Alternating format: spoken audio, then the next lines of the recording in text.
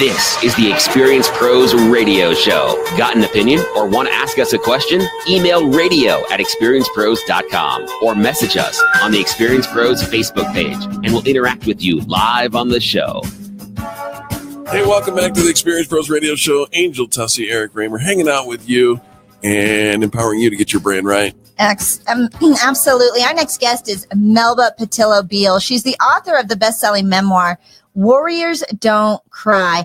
And at the age of 15, Melba was one of 9 African-American students who bravely integrated into Little Rock High School. And her brand new book, March Forward Girl, From Young Warrior to Little Rock 9, is her personal emotional remembrance of her early childhood and the hardships of her life.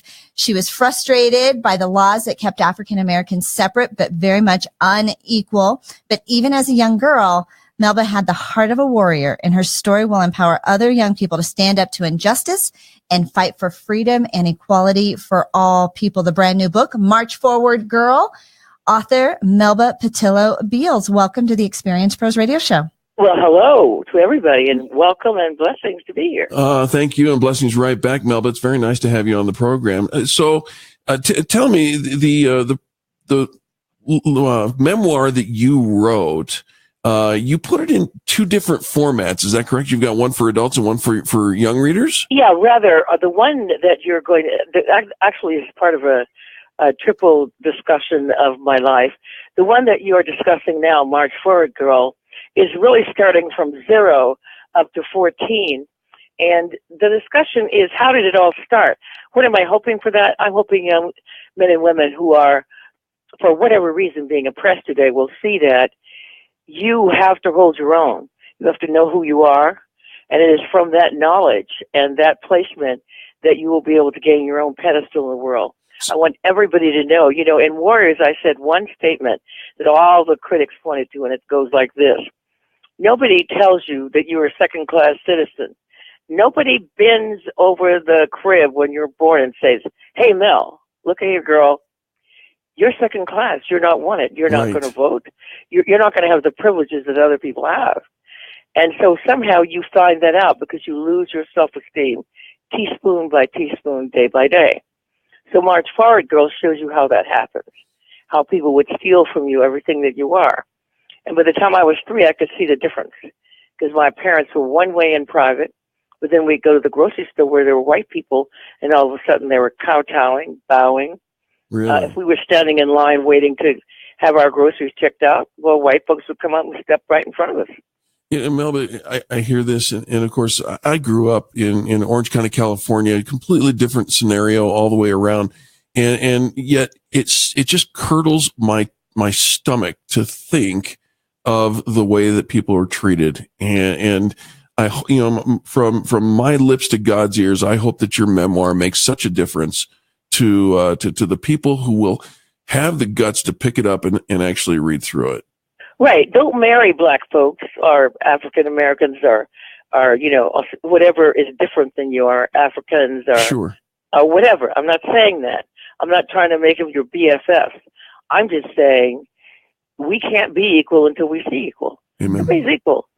We all came here with a purpose. We're all here not created by our own selves. We were put here by something. You don't want to believe in God, my God, don't have to. Choose your own. But so this book is about how I was tortured as a child. By the time I was 4, I said to them, where did I come from? How did I get here? My mom said, well, the stork brought you, my dear, dropped you off. I said, all righty then. Where's the stork? They said, it's flying overhead. I took my red wagon out in front and I sat there. I waited and waited and waited because I thought if that stork came from me, he's coming back again to make his delivery. I'm going to put my hand up and I'm going to flag my way out of here. And I'll get out. I wanted to get out of Little Rock so bad. At 4 years old. Just let me out. Because I don't like the way I can't touch anything downtown in the department stores. I can't touch the dollies. I can't touch anything. If I have to go to the bathroom, I have to wet my pants before my folks can get me downstairs in the basement 5 miles away from the place to the outdoor toilet. Or to the straggly, dirty toilet in the basement. And when I was 5, I write about how I said, okay, I'm going in the pretty one with the flowers, the daisies on the door. And I went in there and upset those white ladies. They were just terrified. So much so that my grandmother and I got taken upstairs and questioned by the police, and they held us there for many hours, like a whole day. Wow. Okay, so I was a curious little girl. You were, and still, and there's a warrior inside of you, a heart of a warrior. At age 15, you integrated into Little Rock High School. So what was that? In 1961, was that like 60 years ago? 1957. So where did you think? I mean, so here we are taking that leap, right? Or, you know, hopefully this huge step forward. Where did you think we would be 60 years later? A lot further ahead than we are. Yeah. More accepting and more loving. But for those who say we're rolling backwards, I say, I don't know one person of color of any description who's willing to go back to where we were. So you're fooling yourself if you think that's going to happen. Of course. Because everybody owns a gun. Mm-hmm. So what you're talking about is violence. And of course, I'm totally against violence. I'm also against people making group judgments. Like, don't ever decide. People make decisions about me. They say, oh, you had a rough life. I read about your life. You must hate white people. No, I don't. Mm-hmm. The people who rescued me from Little Rock, who would become my second set of parents, are white. Yeah. Dr. and Mrs. George McCabe. So don't make an assumption that white people are not helpful. I'd be dead if some white people hadn't helped me at Central High School. And on the other side, you know, white people should not make assumptions about other groups. Don't make any assumptions. Right. You know, Melba, I'm looking at your webpage, which is amazing. And in 1999, Congress awarded you and the Little Rock Nine the Congressional Gold Medal, the nation's highest honor for your contributions to the civil rights movement. Give us, we've got about a minute and a half left here. Give us an inspiration. Then we're going to sell some books here. But give us a piece of wisdom that will take us into this year in a positive direction.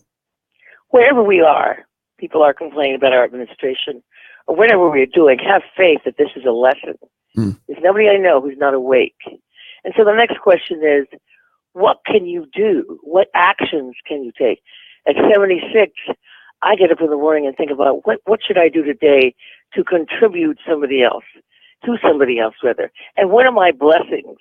Think about 10 things in the morning that you're grateful for, because gratitude is wealth. Write them down. But the second thing is, what can you do? What's the one task you can do to contribute to the happiness of another human being, no matter his color? And then realize there's not a single soul walking here that you either gave birth to or caused to be born. You never know what they have to tell you, what value they bring to your environment. And so just appreciate people. If somebody's on the ground begging, when I walk past, I say, well, good morning. That looks like an uncomfortable position. Melba, how did you get there? Thank you so much for being with us. We have to go because of the commercial break. MelbaPatilloBeals.com is the thing. March Forward Girl, From Young Warrior to Little Rock Nine. That's the book. Go get it and support this woman. Thank you for being on. God bless you, Melba. Thank you for being with us. My pleasure, my blessing. All right, right back at you. Folks, don't go anywhere. More positive business talk on the other side of these messages. You're listening to the Experience Pros Radio Show, America's home for positive